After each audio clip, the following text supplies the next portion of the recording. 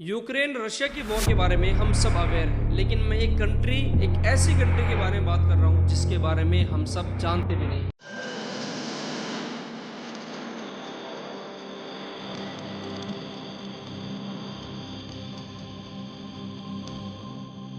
कि किस तरीके से सिर्फ दो कमांडर की ईगो की वजह से, पावर की भूख की वजह से पूरी कंट्री आग के अंदर जल रही है, जिसके बारे में कोई भी इंटरनेशनल मीडिया बात करने के लिए तैयार नहीं है। मैं बात कर रहा हूँ सूडान की, जहाँ पर लोग भूख से मर रहे हैं, जहाँ पर लोगों के पास छत नहीं है, जहाँ पर लोगों के पास हॉस्पिटल्स नहीं है, जहाँ पर लाखों लोग अपने घर को छोड़ चुके हैं, जहाँ पर लाखों लोग अपनी जानों को गंवा चुके हैं। आज की इस वीडियो में हम बात करने वाले हैं सूडान के बारे में। सूडान एक अफ्रीकन ऐसी कंट्री है जहाँ पर बहुत ही ज्यादा डेंजरस सिविल वॉर चल रहा है, लेकिन न्यूज साइकिल में तो इसके बारे में बात ही नहीं हो रही, और ना ही हम सब इसके बारे में अवेयर हैं, और ना ही इसके ऊपर इतना ज्यादा जोर दिया जा रहा है जितना ज्यादा होना चाहिए, क्योंकि न्यूज साइकिल में तो सिर्फ गाजा, इजराइल, हमास और यूएस पॉलिटिक्स के बारे में दिखाते रहते हैं। जो कि अगर मैं बताऊं तो इस टाइम पे ग्राउंड रियलिटी ये है कि अगर हम कहना चाहें तो हम इस लाइन का यूज कर सकते हैं, एक स्लो मोशन वहां पर एक डेथ हो रही है पूरी कंट्री की। तो आज हम बात करने वाले हैं कि किस तरीके से ये कॉन्फ्लिक्ट स्टार्ट हुआ और अभी ग्राउंड रियलिटी क्या सिचुएशन है, और लास्ट तक बने रहिए, हम बात करेंगे इसका सोल्यूशन क्या हो सकता है। सोच के देखो, एक पूरी कंट्री, पूरा नेशन, पूरी जनरेशन इसलिए तबाह कर दिया जाता है क्योंकि दो कमांडर के अंदर कॉन्फ्लिक्ट पैदा होता है ईगो की वजह से, और जस्ट बिकॉज उनको सत्ता हासिल करनी थी और दोनों की आपस में नहीं बन पाई, तो पूरी कंट्री आज आग के अंदर जल रही है। और ये जो कॉन्फ्लिक्ट है कोई रिलीजियस कॉन्फ्लिक्ट नहीं है, ये कॉन्फ्लिक्ट है सिर्फ और सिर्फ पावर की भूख की वजह से।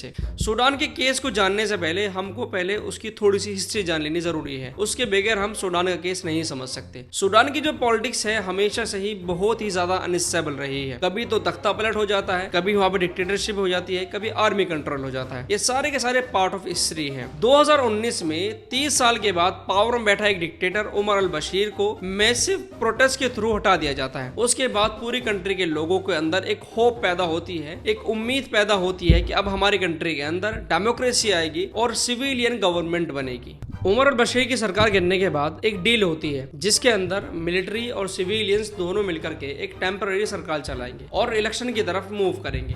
लेकिन प्रॉब्लम यहाँ से शुरू होती है कि दो मिलिट्री के बहुत बड़े कैरेक्टर जो कि काइंड ऑफ बॉसेस थे, उन दोनों के अंदर कॉन्फ्लिक्ट पैदा हो जाता है, वो एक दूसरे के अगेंस्ट हो जाते हैं। अब एक तरफ तो है ऑफिशियल सूडान की आर्मी के कमांडर और दूसरी तरफ है आरएसएफ के चीफ। आरएसएफ बेसिकली एक पैरामिलिट्री ग्रुप है जो कि एक्चुअल ओवर टाइम इतने ज्यादा पावरफुल है जो रेगुलर हमारे सूडान की आर्मी है उसको चैलेंज दे सकते हैं। अब दोनों ही पावर कंट्रोल करना चाहते हैं, अब दोनों ही पूरी कंट्री को कंट्रोल करना चाहते हैं, लेकिन प्रॉब्लम ये है कि दोनों में से कोई भी एक दूसरे के अंडर काम नहीं करना चाहता, दोनों को ही पावर चाहिए ज्यादा, दोनों ही सुप्रीम बनना चाहते हैं। तो सूडान की जो ऑफिशियल आर्मी है एक प्रस्ताव रखती है कि हम आरएसएफ को ऑफिशियली अपनी आर्मी के अंदर मर्ज करेंगे। उसका प्लान ये था कि अगर आरएसएफ की आर्मी ज्वाइन कर लेती है तो सारा का सारा कंट्रोल सूडान की जो आर्मी है उनके कंट्रोल में हो जाएगा। लेकिन आरएसएफ के जो चीफ थे वो इस चीज को डिनाई कर देते हैं क्योंकि उनको इस चीज की भनक लग चुकी थी और उनको इस चीज का डर था कि अगर आरएसएफ ज्वाइन होता सूडान की आर्मी के साथ तो उसके बाद हमारी जो पर्सनल आइडेंटिटी है और जो हमारी जो पर्सनल एक आइडेंटिटी और पावर है वो सारी की सारी खत्म हो जाएगी। तो वो डिनाई कर देते हैं, यहाँ से एक दूसरे के अगेंस्ट हो जाते हैं। फिर वक्त आता है अप्रैल का 2023 जहाँ से ये सारा कॉन्फ्लिक्ट बड़े जोरों शोर से स्टार्ट होता है, और वो सूडान की जो कैपिटल है उसके अंदर रॉकेट्स, मिसाइल्स और फायरिंग्स इस तरीके से होती है, लिटरली हम कह सकते हैं कि एक वॉर जोन बना दिया जाता है। और ये कोई एक दिन, एक महीना या कोई छोटे बॉर्डर की लड़ाई नहीं थी, आप कह सकते हो कि फुल सिविल वॉर था